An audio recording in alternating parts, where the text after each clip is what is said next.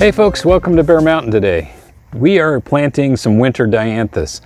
We've got kind of two things going on here. We have an experiment of overwintering for a second year our original dianthus that we planted last year, which is actually a traditional Sweet William.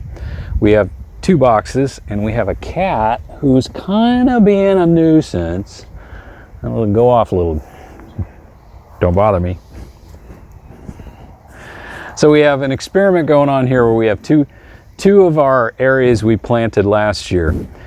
This grouping back here, I believe, is Super Duplex, and this is Electron here.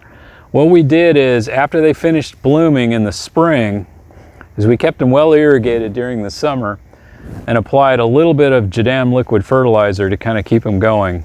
I topped these guys and pruned them back on the Super Duplex in early August, and I wasn't able to get to the Electron until last week, but we took off all the dead stalks or anything that had seed heads on it or anything of that nature. And so what we're going to do is, this is early October, we're going to fertilize these guys again before they go into kind of a winter dormancy, and then we'll just kind of see if we can coax out of these beds additional growth and additional new stems for the next year. The idea behind this is we live in an area that's kind of like right on the edge between having hard winter and not so hard winter. Most of the time we don't get super freezing events, but it does get cold enough to vernalize the plants. So traditional old style Sweet William, which is what this is, has a capability of being a short-lived perennial. So what we're trying to do is get multiple years out of the same thing and see what the quality of the bloom is and that. And I think part of what is going to make it successful is, once this comes out of the winter, what we're going to do is we're going to aggressively go in and clean out anything that looks like it's dead or not super thriving, so that we can force new growth out of the central plant and not rely on a lot of this older type of growth that's already here, and see if we can, with fertilization again, once it starts growing again, and then force new growth out that'll be strong and vigorous. So the idea right now is we're using this foliage to get as much photosynthesis as possible and get these guys, enough storage in their root systems, so they'll have a pretty good shot of making it through the winter. And then, like I said, then we'll come through, clean them up, and see if we can get another crop out of it. So these are 2 varieties of Sweet William. We're going to plant a third over here in this bed, and this variety is going to be called, I think it's called Messenger. Yes. And it's just it's a slightly different look. And it's supposed to be either earlier or later. Right. So kind of like, it's going to be, the idea is both the Electron and the Super Duplex don't exactly, they kind of overlap each other, but their peak is, they're not on peak on the same time. So the idea is, what we're trying to do is kind of get a continuum. So when this stuff starts blooming in early May, that we can get a continuum that will take us into early June. And assuming our cats don't destroy things, I think we got an excellent shot. Okay, so in planting, we're doing the same JADAM method we did last year. And by the way, these were grown completely on JADAM. The first thing we do is we take our 6 packs and we take some compost soil, good active compost soil, and it's going to be the equivalent of a couple of handfuls. And we're going to fill this tray with about 2 to 3 inches of water.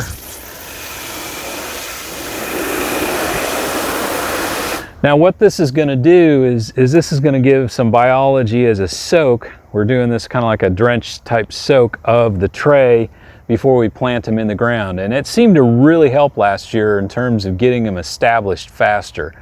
So that's going to be kind of a key.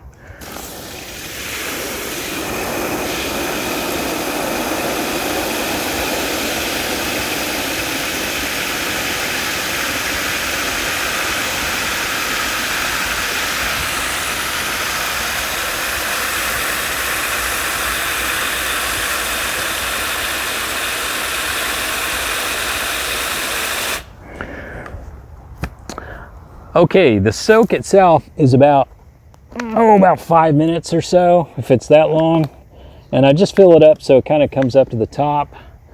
And we'll just let that guy, you know, get good and soaked.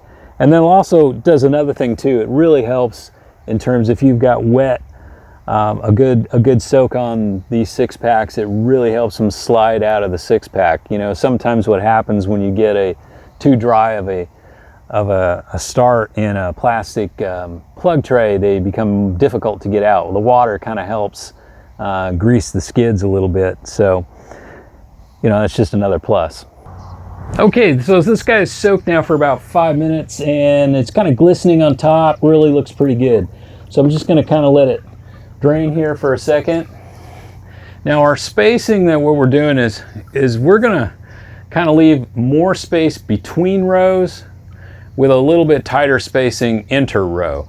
So it's roughly about probably 9 inches within the row and then probably closer to 12. So we're going to put in, we got one tray here of 72, so we're going to put in 4 rows of 18. And it's going to look kind of sparse when it starts out, but that's fairly close to what we did in here. We might have been a little more intense on the older beds from last year, but I think this will kind of give the plants more opportunity to kind of fill in and space things out. So let's start with the, well, let's grab one of these guys here. Now, these guys they were planted, we started them on the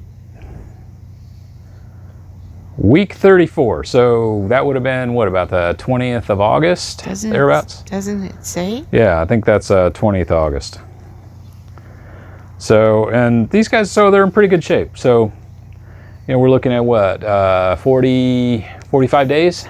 It's tops from seeding? Week 40 still. Yeah. Okay, guys, you got to move. I can't have cats. So they slide out real easy. You can see the roots, they're not root bound, which is a good sign. So I'm going to push them in just a little bit to kind of get them in further. I'll put my little tag here so I'll know where it's at. And that's pretty much all you got to do. The dibble stick is what I use to make the holes. Wet the bed down ahead of time so that when you're planting into it, you're planting, you know, well dampened plugs with well dampened soil. It just all helps with avoiding plant shock, transplant shock. And then once we get them all in, we'll water it again. So it won't take too long to get it all done. All right, we've got them all planted in. We watered them in. And what you can kind of see here is we actually only ended up with 68 out of the tray because there was about 4 of them that I just didn't think they were really up to size. I'm kind of looking for something, you know, that's got a, you know, a couple of good inches of growth on it. Lots of times when you get a transplant that's just too small, and it, you know, you can, if the conditions are right, they'll make it. But it's like I just find that I just want to select for a more vigorous plant. So these guys will be ready to go next spring. We're going to fertilize them again. Probably this next week we'll fertilize all these guys. We're going to use the JADAM grass liquid fertilizer on them. And I'm also going to be, during the course of the winter time, applying the JADAM microorganism solution as well. So I want to kind of keep trying to build up the biology on things. And since we've gone through, and like particularly in the Electron bed over here, we've gone through and we've cut off all the extra things that were extraneous growth off the bed. Usually what happens over the course of the next several weeks is some of the stuff that isn't so vigorous, that isn't really core to the plant, you can kind of start to see like this kind of stuff where it's like, oh, it's not really thriving. Please, Mr. Peas. And what I'll do is I'll just come in as close as I can to the crown and cut those guys off. So try to keep things that, you know, you can see that are clearly, maybe they're not going to make it. you know. You just want to get those out of it. So you want to kind of keep the amount of material in there that maybe a slug or something's going to go after. Like here's another example of this is something that's not going to make it. So I get rid of that. Any kind of over dead stuff. But see, this is all part of the plant, so it's all still pretty good. Sometimes you just find things and you go. They also dropped a ton of seed, didn't they? Oh yeah, that's the other thing too. Even with the extra blossoms that we didn't cut, they went to seed, and that's true on both of these beds. That they dropped a bunch of seed in here. So if there's light in areas that look a little thin, we anticipate that we're probably going to get some good germination off of this in the next week or two anyway. So not too worried about that. So that'll be the idea is we're going to want to kind of keep it clean. Things that look like they're dying off, cut them back, get them out. And then again, like I said, in the spring, what we're going to do, these things are probably going to look like they've been, you know, slapped around a lot because dianthus usually looks like that after winter time. We're not going to go through any heroic things, you know, like putting frost blankets over or stuff like that. Unless it's a super Arctic event or something. Super Arctic. But yeah. Normal winter, we're not going to do that. So they'll get a little beat up by frost and maybe a little hail, maybe a little whatever, you know, the winter throws at it. But the core plant itself should be fine. I mean, these guys made it through last winter and we had no issues. We didn't cover them either. No, we never covered them. And they're going to be fine, I think. There's drip lines. As you can see, each of these beds have a drip line system on it. So when spring comes and they need to be watered, we can water and fertilize through the drip lines. So that's really going to kind of work out fine. Okay, so this should work pretty well with not a whole lot of effort left to it between now and next spring and harvest time. It's just a matter of kind of looking at the fertility of the bed, and like I said, we'll be applying microorganism solution and JLF. Microorganism solution definitely through the winter time, probably on a rotation of about once every month. And then when these guys start growing again, when we apply the liquid fertilizer, we're going to apply the JMS with the liquid fertilizer to kind of give them a boost.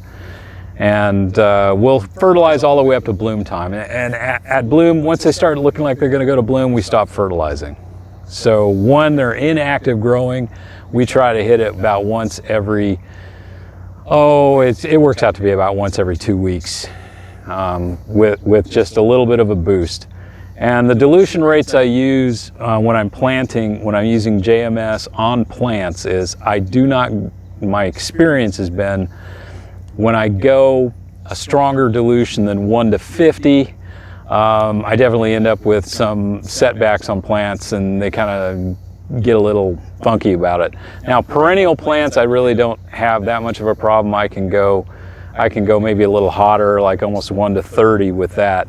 But these kinds of plants that have a lot of green foliage and stuff like that, I want to make certain that I don't shock the roots and shock. The whole idea of the microorganism solution is to give you a boost and get it in deep into the soil with the fertilizer, and not to disrupt the root systems and things of that nature. So that's why we just want to it's like nudging it along. So you kind of want to think of it that way.